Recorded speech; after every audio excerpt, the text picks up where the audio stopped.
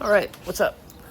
I haven't recorded yet today. Just now realized it as I got home from work. Yeah, for these last couple days, I've just been recording at work, during work, before work, right after work. And you know what? I made it home just in time for the sun to still be out, nice golden hour. And yeah, it's been a day, that's for sure. I had one of those days where it wasn't anything big happening, like nothing crazy, but it was a bunch of little things pulling my focus in different directions. And at one point, I'll be honest, I did return to this feeling of overwhelm. I was feeling like there was a lot going on, and I couldn't think straight. And this is an old pattern of mine that I used to go through. I used to practice all the time. This pattern where I didn't quite know what was happening or what was going to happen next, and focused on all of the little things rather than the big picture, and remembering that, you know what, everything's going to work out. Everything's going to be fine. Just one step at a time, keep going. I was able to get back to those thoughts. I was able to get back to the thoughts of, hey, you know what? You know, things aren't so bad. Things are okay. I am alive, and that's really what matters right now. For example, or I don't want to say for example, the way I helped myself this time was I decided to take a moment and step outside. It was 6 hours into my shift. I've just been inside looking at the screen the whole time. Like, yeah, I ate some food here and there, but I was just in that hamster wheel, and I had one of my coworkers finally get back behind the desk, and I was like, hey, you gonna be here? Okay, thanks. I'm gonna go step outside. And I just took 15 minutes outside to myself. That's it.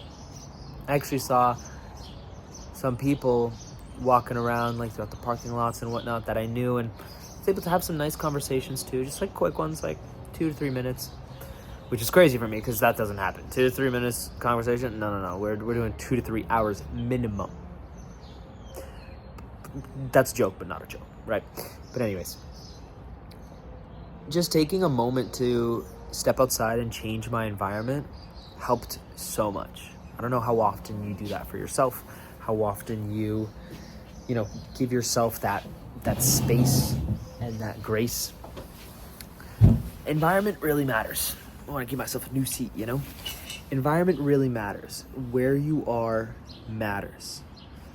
Because when we are in a certain place, especially one that we're really used to, we have patterns, we have habits, we have these routines we return to. So, ask yourself, like, if you're getting stressed out regularly, ask yourself if it tends to happen in a particular spot. Like, does it? For some people, it might be the office. For some people, it might be a certain room in the house. For some people, it might be an entire city or state that whenever you just go to, you just feel on edge. Whatever it is, right? There's going to be an environment where you'll notice the pattern. But there's also going to be an environment that always, honestly, 99% of the time, heals you and helps you, right? And this one in particular is not exactly... Sometimes it might be an exact space. I was going to say it's not exactly an exact space. But sometimes it could be an exact space. Sometimes it's just a matter of, going somewhere different, somewhere new, somewhere you haven't been before, and just seeing what you see. One of my favorite things about, starting a new chapter of my life, especially when that involves like moving someplace or living somewhere else for a while, is I get to decide in that moment, what are my new patterns and habits going to be? So many of our patterns and our habits are based off of these environmental triggers.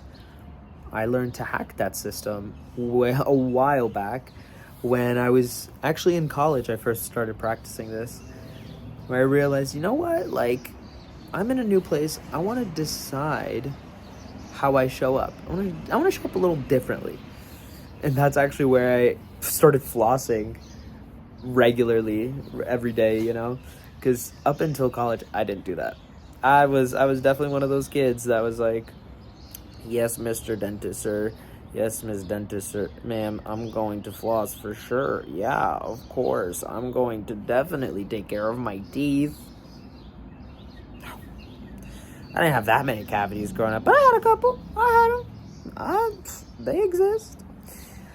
But then I changed all that up when I went to college, when I went away, when I was in a new place. And guess what? I stuck with it. And funny enough, when I came back after that first semester, I didn't floss like at all while I was at home. And I was like, what the heck? And then I went back and then was flossing again. And then I came home and I was like, no, we're flossing now. That's a part of who we are, what we do. And at that point, it was long enough that it was a part of my identity. And when it's a part of your identity, you just do it. It feels weirder to not do it than to do it.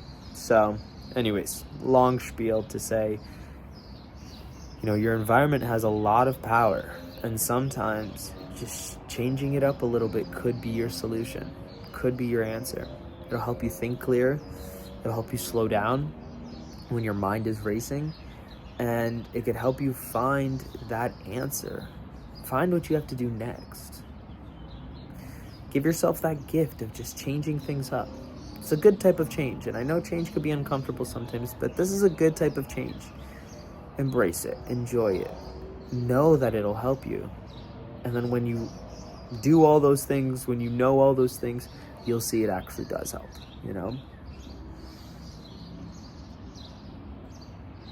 I enjoy the sound of the birds chirping.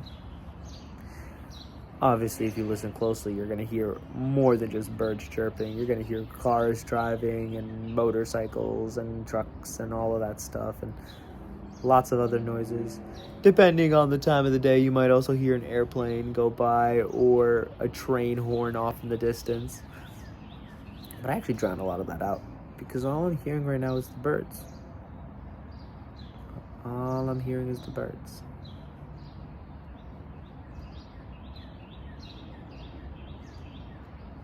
And the sunset. But I don't hear the sunset. I see the sunset. Wow, that's actually must be, I don't want to say it must be sad, but I wish blind people could see the sunset. Oh, I wish deaf people could really hear the birds. They're living their own lives. They have their own things that they know to be beautiful. Like a deaf person could still see the sunset. A blind person could still hear the birds. And then we got Helen Keller. Gosh, she got none of it. But she wrote a book. She wrote a book.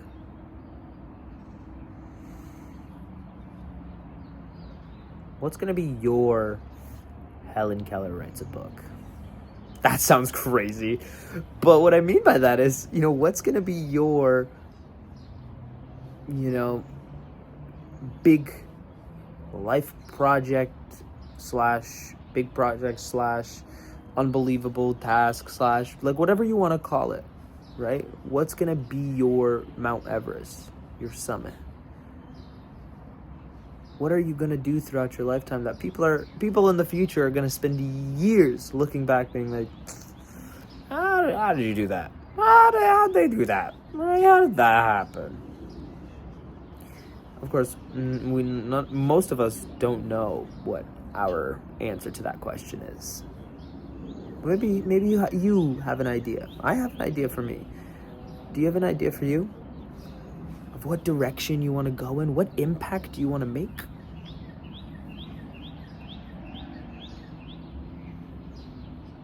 It's a fun and interesting question to ask. So, we'll leave it there.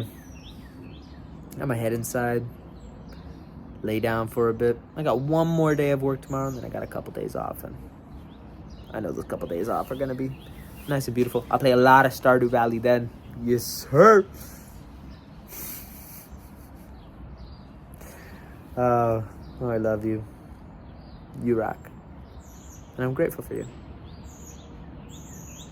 until you and I meet again, whenever that may be, and I hope it's tomorrow, just remember to always fill up with the love. And I look forward to seeing you in the next one. I love you.